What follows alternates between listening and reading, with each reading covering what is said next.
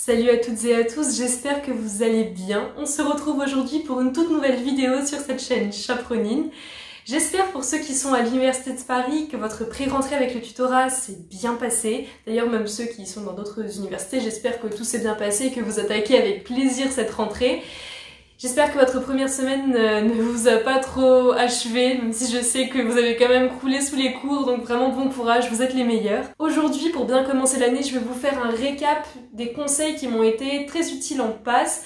J'ai déjà abordé certains conseils dans d'autres vidéos, mais pour ceux qui arrivent sur cette chaîne, c'est quand même plus sympa s'il y a un résumé avec pas mal de petits conseils sympas. On commence tout de suite.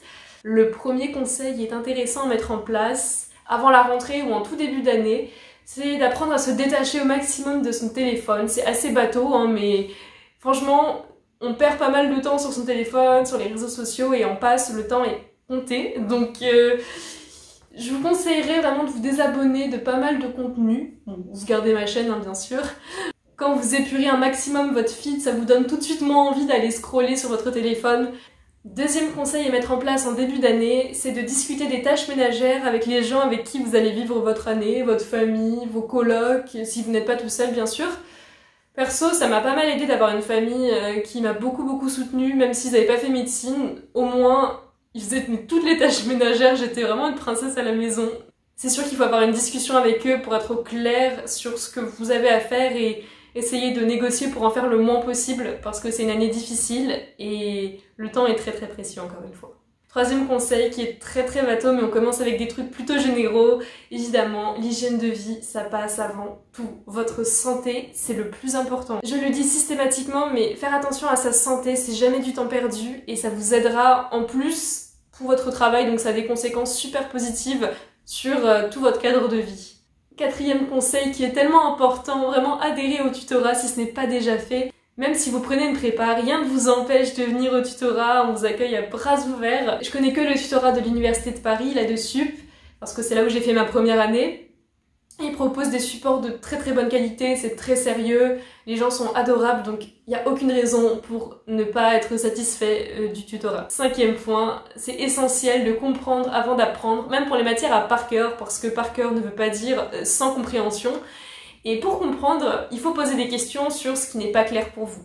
C'est sûr qu'en première année, ça peut paraître compliqué parce que les professeurs ne peuvent pas être à disposition des 2000 étudiants que vous êtes. Donc je vais vous expliquer à qui vous adresser s'il y a des problèmes, s'il y a des points que vous n'avez pas bien compris.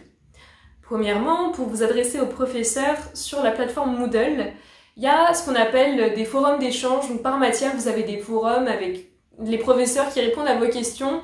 Certains répondent très vite, d'autres prennent un peu plus de temps. Mais au moins, vous êtes en contact direct avec les professeurs qui font le cours ou ceux de la matière en tout cas. Deuxième façon de poser ces questions que je trouve assez pratique, c'est d'assister au TD. Là, c'est vraiment privilégié parce que vous êtes en petit groupe, entre 20 et 30, nous c'était sur Zoom bien sûr, mais au moins il y a une personne, un chargé de TD ou une chargée de TD, qui est là pour vous, c'est un ou une professeur, qui répond à vos questions au fur et à mesure. Même si votre question ne porte pas sur le TD, n'hésitez pas à poser là parce que les chargés de TD sont ravis de répondre à toutes vos questions, qu'elles soient sur le TD ou sur le cours. Et si vous êtes trop timide, vous pouvez aller les voir à la fin. Il y a toujours du temps prévu pour les questions, donc n'hésitez pas et allez en TD. Troisième moyen de poser ces questions, c'est via le tutorat. On a plusieurs canaux qui sont dédiés à ça. Premièrement, on a un forum avec différents topics pour poser vos questions selon les matières. C'est hyper bien fait, vous pouvez vous y rendre via le site adesup.fr. Ensuite, vous pouvez prendre un parrain ou une marraine qui vous accompagnera durant toute votre année et qui répondra à vos questions qui sont plutôt d'ordre psychologique, cadre de vie, méthode de travail et pas vraiment pour des questions pédagogiques. Donc pour les questions pédagogiques, allez sur le forum. Troisièmement, vous pouvez nous voir au bureau. Il y a les adresses qui sont mises sur le site du tutorat, on est au Saint-Père et au Cordelier. Là, vous pouvez discuter avec nous en présentiel entre guillemets et poser toutes vos questions, que ce soit d'ordre pédagogique ou méthode de travail, etc. Et quatrièmement, au tutorat, vous pouvez assister aux GT en présentiel ou en distanciel via Zoom. Les GT, c'est des sortes de TD, c'est groupes de travail GT, des sortes de TD réalisés par les tuteurs, corrigés par des tuteurs. Et c'est aussi un très bon moyen de poser ces questions. En parlant de TD, de GT, c'est essentiel de s'entraîner, c'est mon 6e point. Ça a vraiment fait une différence entre mon premier et mon deuxième semestre et surtout de s'entraîner assez rapidement après avoir vu votre cours. C'est pas la peine de le maîtriser sur le bout des doigts pour s'entraîner. Acceptez que votre apprentissage ne soit pas parfait et commencez dès les premières révisions à vous entraîner avec des QCM. Ça peut être des TD donnés par la fac. Moi, je trouve que ce sont des supports à privilégier puisqu'ils sont rédigés par les professeurs qui font les sujets de l'examen classant. Ça peut être des QCM fournis par le tutorat, que vous pouvez trouver dans la section exercices. Ça peut être aussi ceux qu'on vous a distribués à la pré-rentrée. Vous pouvez les refaire si vous avez eu du mal.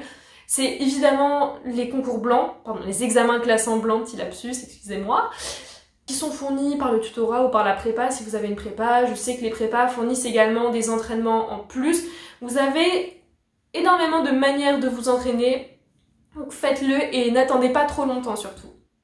Puisqu'on parle d'examen classant blanc, je sais qu'il y en a certains qui ont eu le tuto 0, donc le premier examen classant de l'année qui porte sur ce que vous avez vu à la pré-rentrée. Je voulais vous dire, lorsque vous avez une note qui ne vous satisfait pas forcément, lorsque vous avez un classement qui ne vous plaît pas, que vous vous sentez frustré, stressé parce que vous avez beaucoup travaillé et que votre résultat ne reflète pas votre travail, c'est très important de ne pas juste s'arrêter à la note, de ne pas juste s'arrêter au classement, et de surtout utiliser les examens classants blancs comme une boussole, comme un outil pour orienter ensuite vos révisions et votre apprentissage et réviser des chapitres ou des matières en priorité. Par exemple, j'avais des classements assez merdiques en histologie au premier semestre et ça m'a servi de red flag pour me dire « Elisabeth, attention, l'histologie c'est vraiment une matière de par cœur, faut faire super gaffe et revoir les cours bien plus régulièrement. » J'avais pas encore bien compris que les détails s'oubliaient très vite et que ça suffisait pas de faire des grosses révisions mais qu'il fallait plutôt privilégier les répétitions. Changer ma méthode de travail sur ce plan-là a plutôt bien payé pour l'examen classant. C'est pour ça que je vous recommande vraiment d'utiliser vos classements, vos résultats comme des boussoles pour vous orienter plutôt que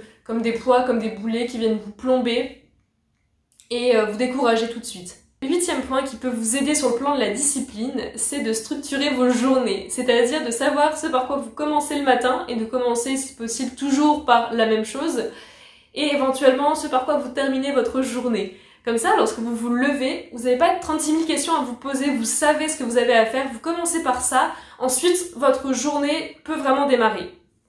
Pour prendre un exemple, au 2e semestre, je commençais toujours mes journées par des entraînements en mathématiques. Je me levais assez tôt parce que je suis assez matinale et je faisais au moins 1h30, voire 2 heures d'entraînement avant mon petit déjeuner. Ça me permettait de commencer ma journée sans trop me poser de questions. On peut aussi avoir plus tendance à procrastiner si on ne sait pas concrètement ce qu'on a à faire. Un autre point qui, je trouve, m'a permis de déculpabiliser et aussi d'optimiser mon temps, c'est de garder une certaine flexibilité dans votre emploi du temps. Et ça passe par plusieurs choses. Je vais vous prendre un petit exemple qui, je trouve, est assez parlant. C'était au 2e semestre.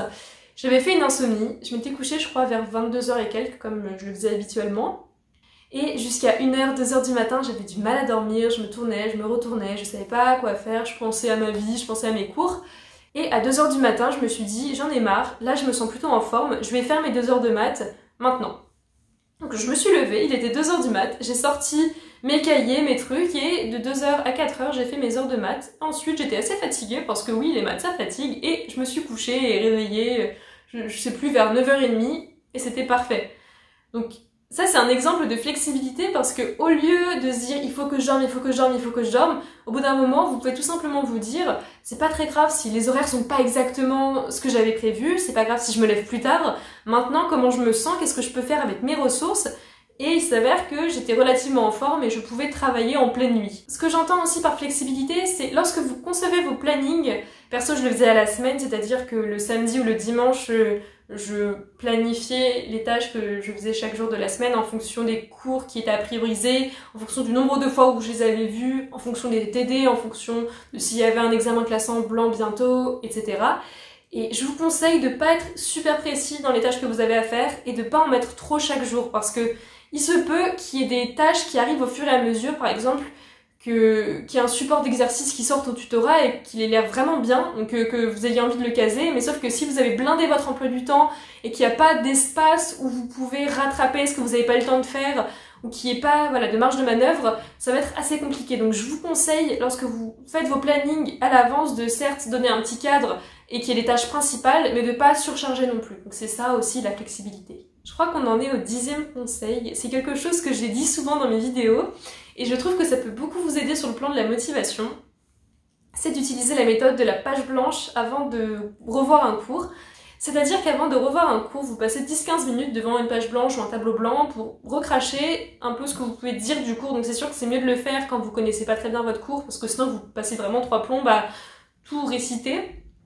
Et ça vous permet de vous mettre en jambe pour ensuite revoir le cours, et vous êtes bien plus motivé et bien plus réceptif aux informations que vous avez dans votre cours, parce que vous arrivez tout de suite à vous dire est-ce que ça je l'avais écrit, est-ce que je l'avais pas écrit, est-ce que c'est quelque chose qui me parle, est-ce que ça je le sais déjà, et c'est aussi très pratique pour vous focaliser sur ce que vous ne comprenez pas, donc c'est ce qui est à avoir en priorité, c'est ce que vous ne comprenez pas, ce que vous n'arrivez pas à retenir, ce que vous n'avez pas appris.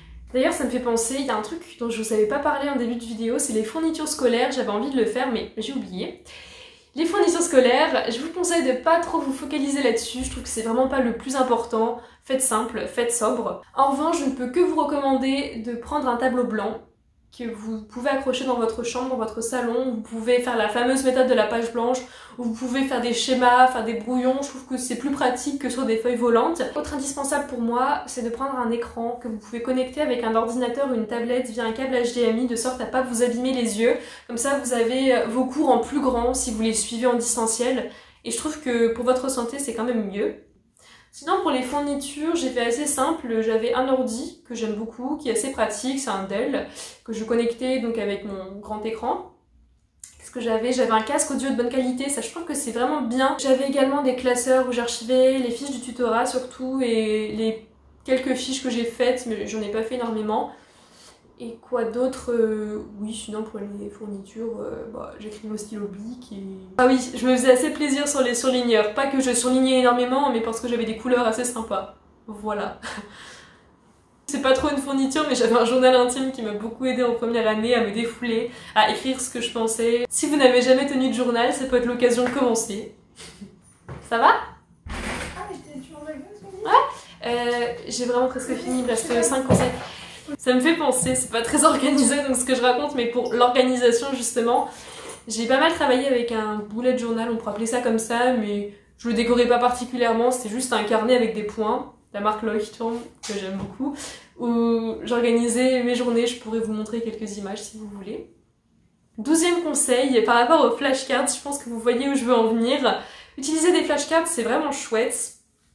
À la main ou avec une application, même si je trouve ça plus pratique avec une application du genre Quizlet ou Anki, c'est vraiment plus pertinent de les utiliser pour des petits détails, et je vous recommande de créer vos flashcards après avoir vu plusieurs fois votre cours. Comme ça, vous êtes plus efficace et vous ciblez réellement ce qui est compliqué à retenir pour les matières à par cœur surtout. Un conseil qui m'a trop aidé pour mes 2 semestres, utiliser des carnets d'erreurs. J'ai pris les carnets de la marque Muji qui se vendent par pack de 5. Et je trouve que le format est juste parfait pour en avoir un par matière, sinon je trouve qu'on se mélange trop. Et l'idée, c'est simplement de répertorier vos erreurs lorsque vous faites un QCM, que vous faites un examen classe en blanc ou n'importe quel exercice, et vous les relisez assez régulièrement, par exemple avant chaque examen classe en blanc. C'est vraiment chiant à dire, je veux dire EB blanc, c'est plus simple. Ou même si vous voulez avoir un rituel une fois par semaine, une fois toutes les 2 semaines, mais au moins que ça ne serve pas à rien que vous passiez du temps à écrire vos erreurs. Et c'est trop important de pas refaire ces erreurs et surtout d'apprendre de ces erreurs. Ensuite, pour répertorier vos erreurs, il y a 2 écoles. Il y a les synthétiques qui se résument à la question à laquelle vous n'avez pas bien su répondre, qui explicite assez brièvement. Et il y a ma team qui fait des rappels de cours dans le carnet d'erreurs, et je trouve que c'est assez intéressant d'aller un peu plus loin lorsque vous faites un QCM, quitte à revoir la partie du cours et de faire directement des liens avec ce que vous n'avez pas su faire. Comme ça, vous optimisez votre apprentissage, je trouve. Dernier conseil de cette vidéo qui, à mon sens, peut s'appliquer à pas mal de domaines de votre vie. C'est assez général, c'est de prêter attention à votre langage lorsque vous parlez de votre année de passe aux personnes qui vous entourent. Par exemple, j'aimais pas dire aux gens que c'était compliqué, que c'était plombant, pas pour me flatter ou quoi que ce soit, dire haha, je suis au-dessus de ça, mais plutôt pour utiliser des mots comme c'est un défi, c'est quelque chose à surmonter. C'est tout à fait légitime et humain d'avoir des matières qui nous plaisent moins, des cours qu'on trouve pas forcément passionnants. Mais je trouve que les mots qu'on emploie ont une influence sous-estimée sur notre comportement et la manière dont on perçoit le monde. Même si vous n'avez pas choisi vos matières et qu'il y a beaucoup de choses à apprendre de façon assez débile, je vous l'accorde, vous pouvez vraiment être fasciné par certains cours, par certaines notions. Apprécier les moments aussi où vous vous dites c'est magnifique quand même ce que je suis en train d'apprendre, et quand vous en parlez, vous avez des étoiles dans les yeux et c'est incroyable à voir. J'espère que la vidéo vous a plu, vous a aidé. Vous pouvez vous abonner à cette chaîne YouTube Chaperonine, ça me ferait super plaisir. Vous pouvez également mettre un pouce en l'air, laisser un commentaire si vous en avez envie. Je vous fais d'énormes bisous et vous dis à très vite pour une prochaine vidéo.